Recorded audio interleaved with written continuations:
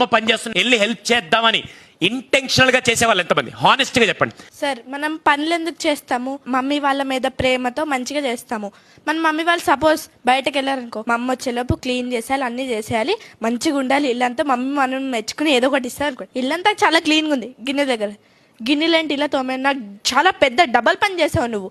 అది సబ్బు వదలలేదు, ఇది జిడ్డు వదలలేదు, దానికి అది మురికి పట్టింది, దీనికి ఇది మురికి పట్టిందంట. మమ్మీ నీ కోసం కష్టపడి చేశానంటే చేసావులే పెద్ద పని, ఇదో పెద్ద పనా, నేను రోజు చేసుకుంటాను ఇది.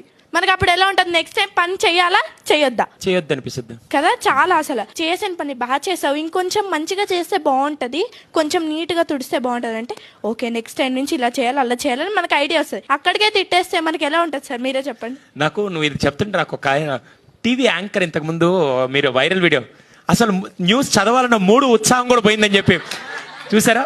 నాకు ఈ పాప చెప్తుంటే అలాగే అనిపిస్తుంది.